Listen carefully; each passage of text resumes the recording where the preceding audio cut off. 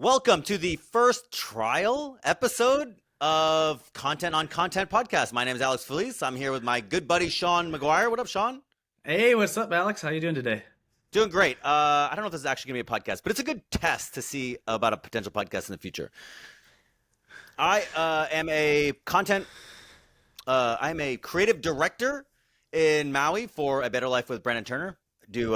We do high production quality video podcasts mobile across the United States, and Sean is a Las Vegas-based video creator for a lot of entrepreneurs, sort of in this new and growing field. Is that a good description of you? I call it the business thought leadership. You know, working with purpose-driven entrepreneurs, doing 7 to 8 figures in revenue, that are hosting events, having conferences, masterminds, or just creating content. Sharing what they've learned and educating people. Love it.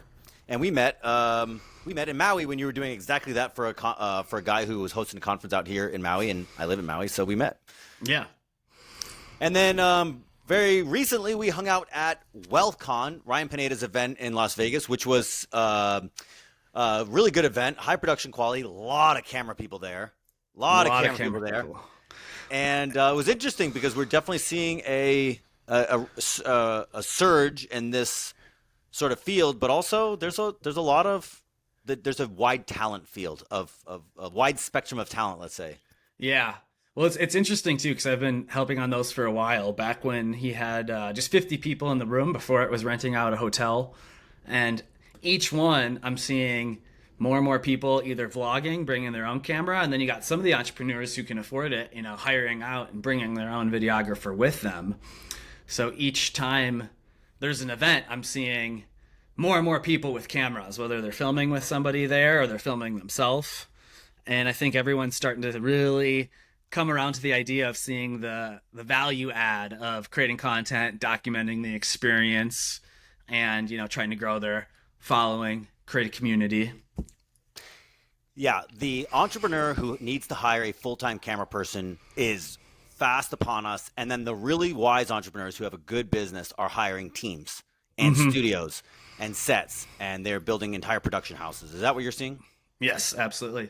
I think a lot of people want to do that. I don't know if everyone can afford to do that the way, like Pineda's done it, or maybe you and Brandon have done it. I always say, like, it's like swimming, I think from hearing Ryan's story, it's like he didn't just dip his toes in the water and like read a book. He just jumped in, he hired a team right away. And then he said, if I'm going to commit to this, I'm going to commit to it, do it daily. And, he started back during COVID when everyone was sitting at home watching TV or watching YouTube. During COVID is when I learned how to do on-set production. I went and did 36 episodes for Bigger Pockets, and I went all around North Carolina. I went to Washington, D.C. and the surrounding areas. I went to Indianapolis, and I filmed real estate investors on set. I brought all the equipment. I did all the pre-production. I did all the planning. I did all the directing. I did all the editing. And that's when I didn't know what I was doing at the time, but it led me exactly to what I'm doing now, which is on-set mobile, high-quality production. So what do you think about – like, I see a very common mistake where entrepreneurs who have money, they have the money, but then they go off and they hire the cheapest possible camera person they can, and they run them ragged, and they're like, just film me all day, which as a creative, it's like, I'm not going through 12 hours of footage. I'm not going through 8 hours of footage. You're out of your mind. What do you say to people who try to, go in too cheap when they don't need to? Like, do you think that's a mistake? I think it's a mistake. I think it's easy first inclination to do, or you want to pay for the cheapest one possible. But a lot of times you get what you pay for. Like, I was just talking to a speaker at an event that I filmed recently, and he just had a friend do it. And he looked at all the footage and he was like, these shots are garbage compared to your gimbal shots. Like, some of them I wasn't even in focus with his camera. So I think it's just a learning curve. When people are getting started, they might hear, pay for quality, hire a team. But then when they do it, they want to fall back to, well, what's in budget? But I think it's really just going to cost you more time and headaches in the long run when you do it that way.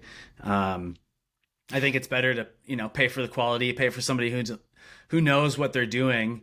And then that way, too, you can get direction for on camera. And then you don't have to film the entire day. Like, if I'm with somebody for the entire day, we'll plan it out. You know, maybe we'll be doing hooks and reels in the morning, get a couple of vlog shots or behind the scenes if they want it to, you know, show the lifestyle and what they're doing, eat lunch, take a break, go to the event, film on the way to the event, you know, film the epic parts like getting out of the car, walking in, shaking hands. But if you can shoot for the edit so you don't have to scrub through 12 hours, it just saves you so much more time.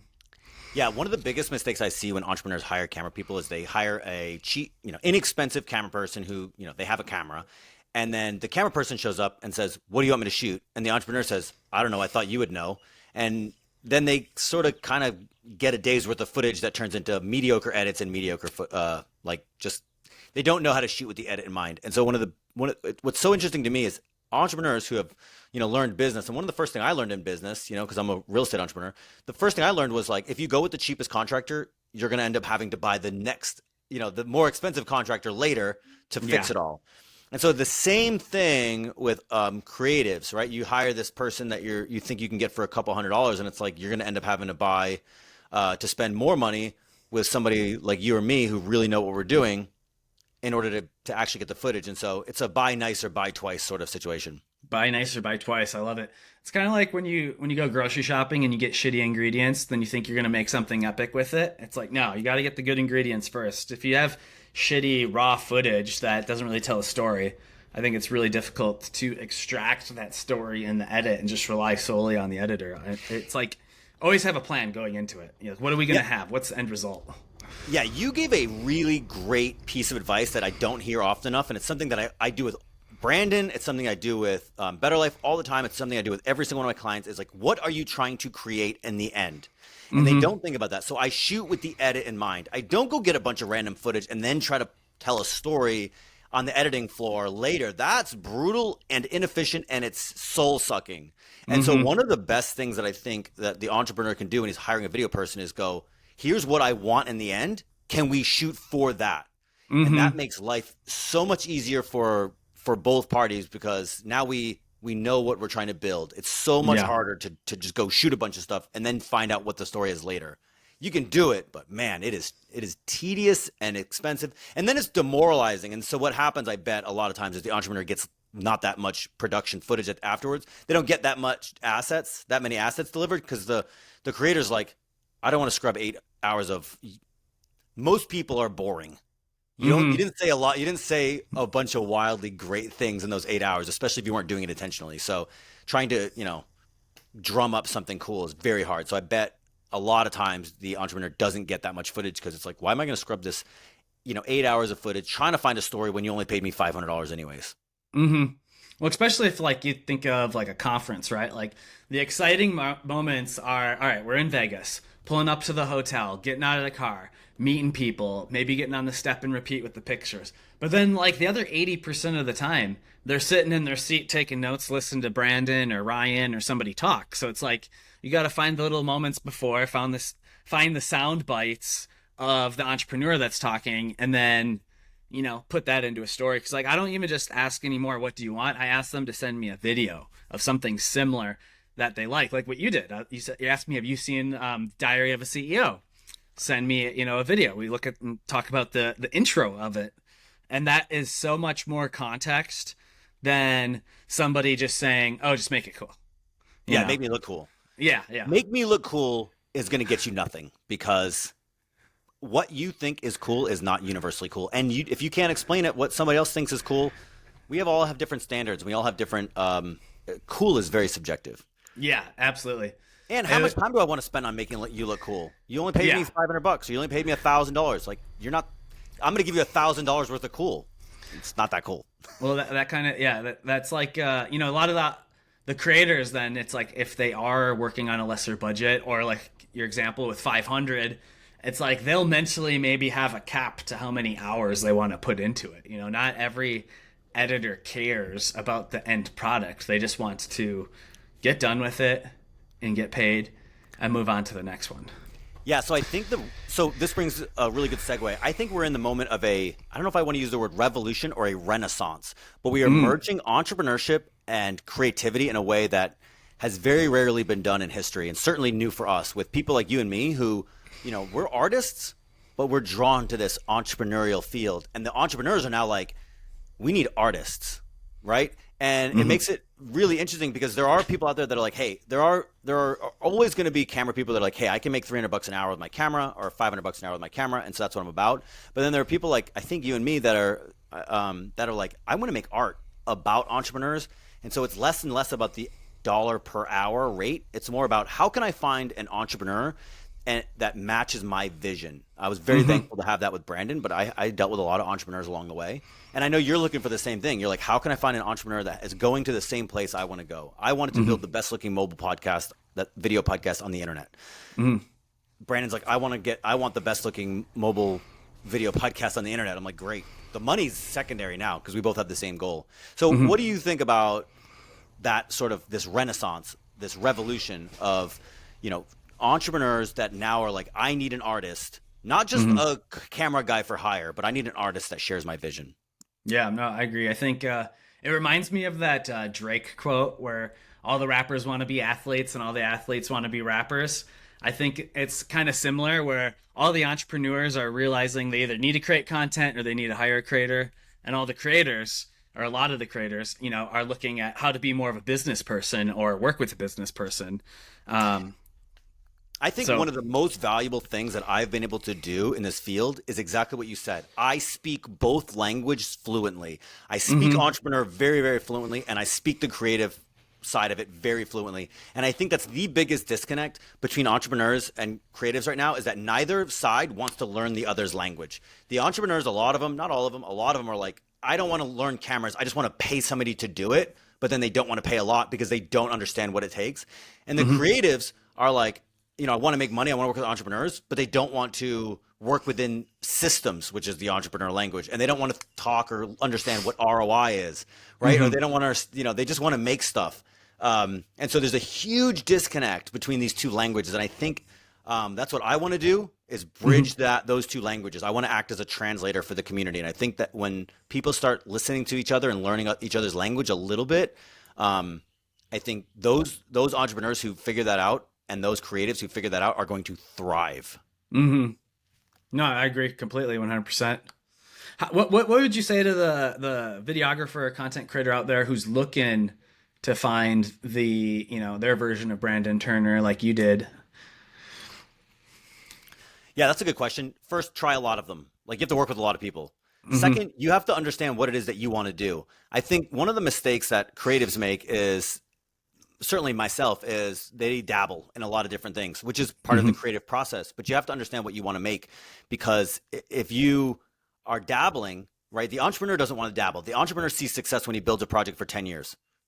So if you want to, I'm on board with Brandon Turner for 10 years.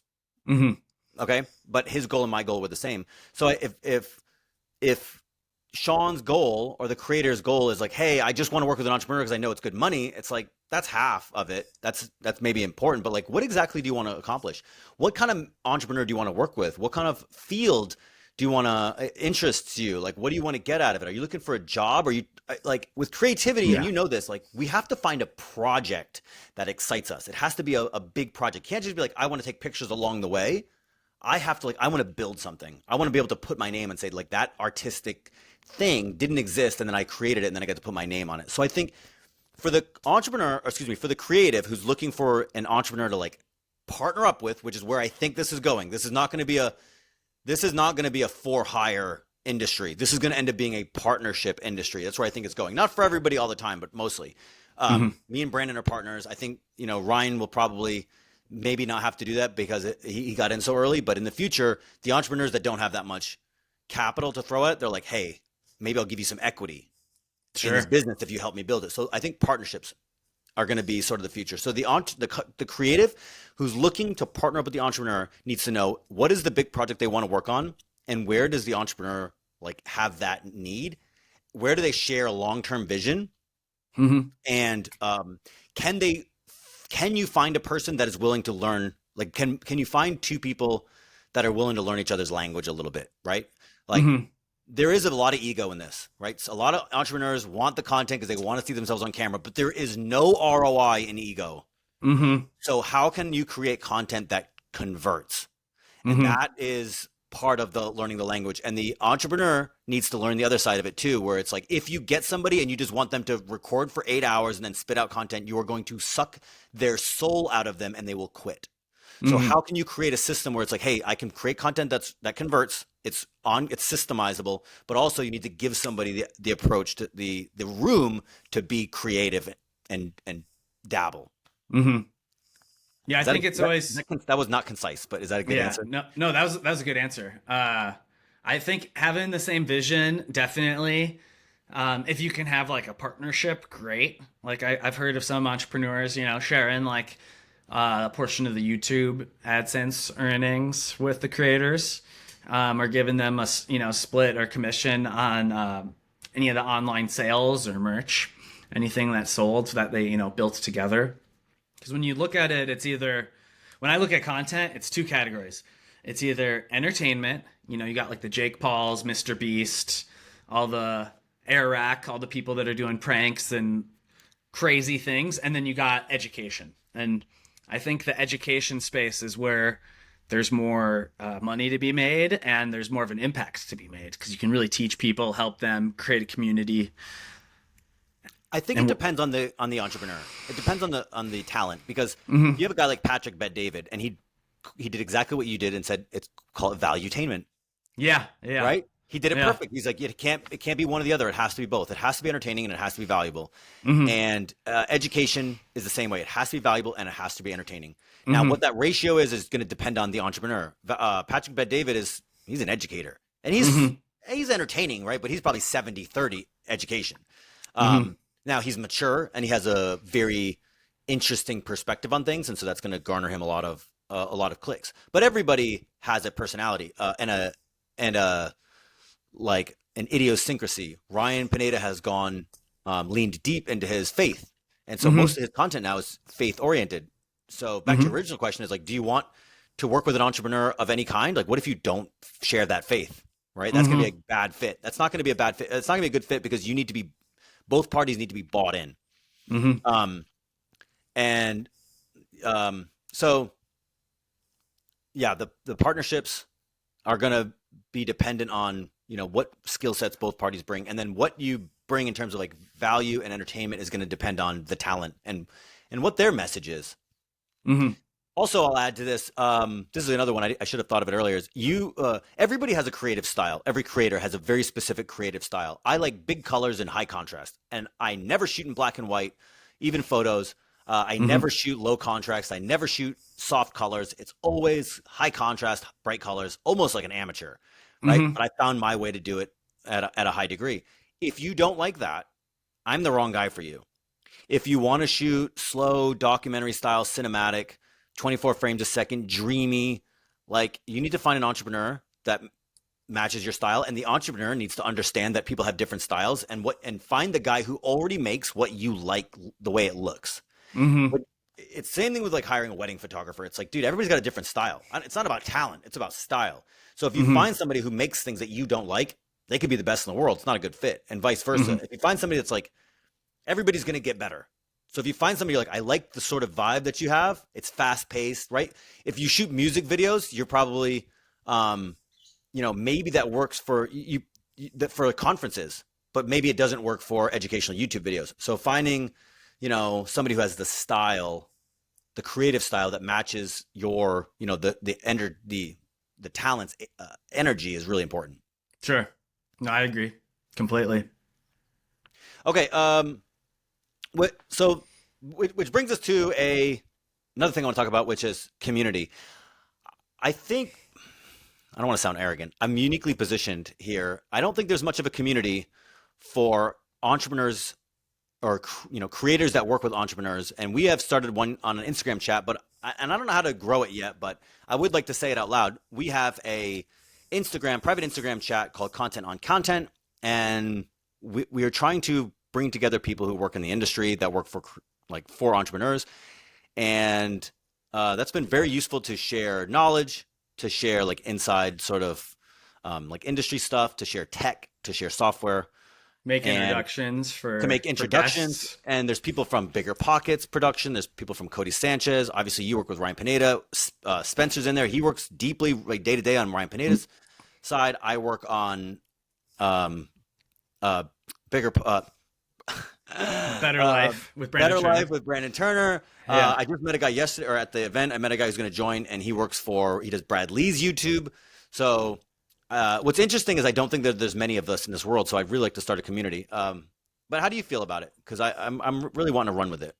Yeah, no, I mean, I think it's definitely useful. I think being able to lean on each other, talk about tips, tricks, introductions, certainly can be helpful. Like I always like talking to the creatives about the creativity process. So like at this last WealthCon, I got to meet one of the podcast editors who his name's Colby, and I was talking to him about the intros because I was like, dude, those intros you do are bangers, you know, like tell me about it. Can you send me it? Can you send me some? Yeah.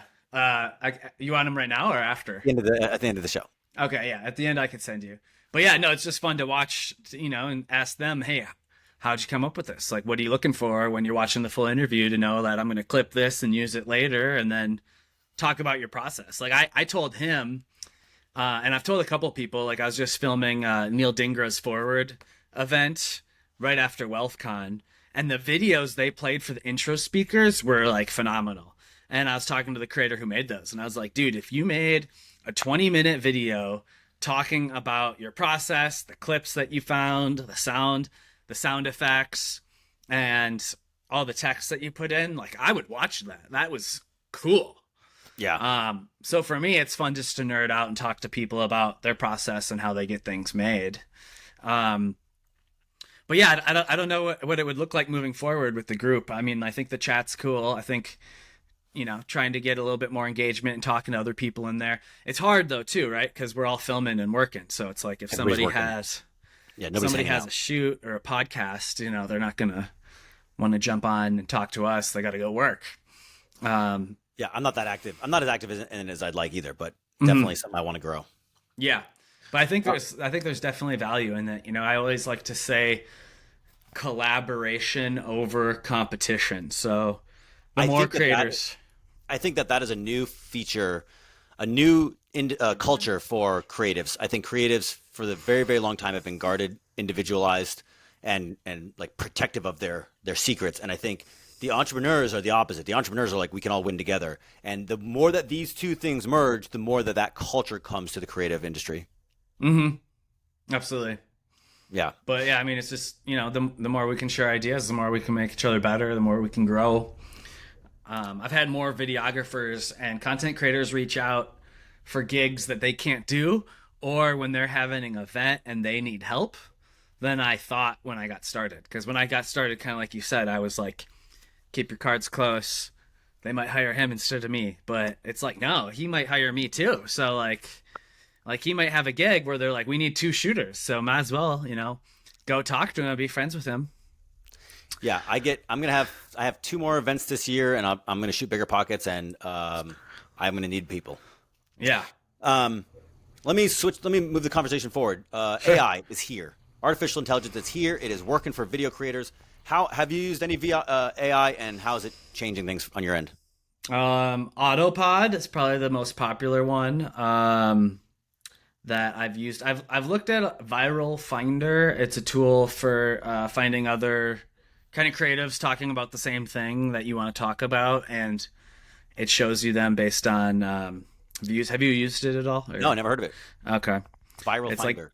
Like Viral Finder, but there's no E in Finder. It's just Findr. So I've messed around with that a little bit. Autopod's phenomenal. I feel like Autopod, you know, it's not much different than what Descript was doing, but I think it has more legs because, you know, it's just built into Premiere.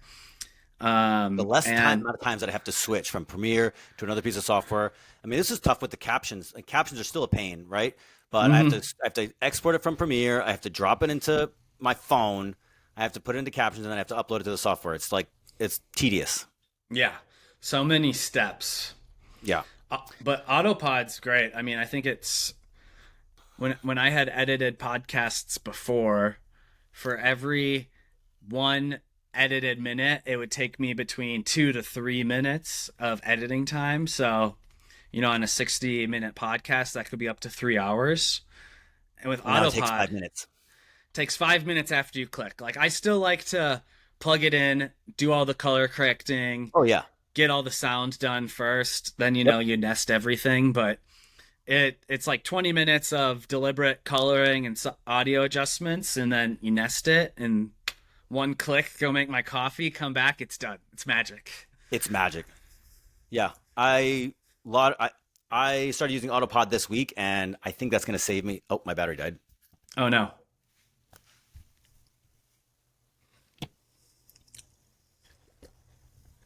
Hang on. You're good. You're good.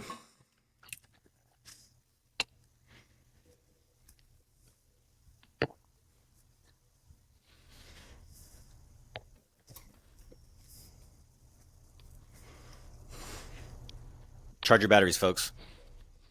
Charge your batteries.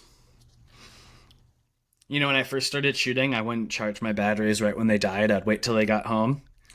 And now I'm like, immediately when they're done, like, I have a charging dock in my backpack for like everything. Yeah. It's just like charging it immediately. I currently live in 600 square feet, and I don't have a studio, so I'm sitting in my living room. It's a very hard situation with me and cameras right now. Sure. It's like, how many outlets do you have? Yeah. Well, also it's like, yeah, I have 3 in the kitchen, so now my camera stuff is in the kitchen. Yeah. But yeah, I started using Autopod this week, and I think that's going to save me $1,200 a month in editing. So the AI revolution is here. I am happily at the bleeding edge forefront of it, but it is going to get even better. And there's other tools that I've started to use, not with much success yet, but coming close, like Opus Clips and Video.ai, which do social media clips sort of automated, which is why I want to get on this podcast, because now the production time is dropping through the floor very quickly. Yeah, how can we not do it, right? Yeah. So want to wrap the show up, but I have one last question. Really, really important question. The biggest, baddest, hardest question of all. Sony or Canon? Oh, well, so let me preface this by saying I think the best camera to use is the one that you have. But if we're going off of my Instagram poll, and I got some pretty important VIP people like yourself following me, I had more votes with Sony. Uh-huh. I like Sony because the low light, but in all honesty, I like it because that's the first camera I started using, and I'm lazy and I didn't want to switch. So, Yeah. well, 5-6 years ago, when I was like, I'm going to start doing videos, I had a little Sony Pocket Cam, point and shoot, started using that. My roommate had a A7S II, and he's like, start using that if you want. And I was like, okay, well, I got these here. Like, why go buy something? And then I've just been in the Sony family ever since. All right. So we agree. Canon's better. Yeah. That's awesome. All right, Sean, where do you spend most of your time on social? Are you on Instagram? I'm on Instagram at Sean McGuire, ShawnMaguire. Sean McGuire, McGuire for hire. Let's go, baby. And you're in Las Vegas? I'm in Las Vegas. All right. Well, yeah. And You're the man, in dude. I Hawaii. appreciate you. I'm going to close I this. appreciate you. Cool.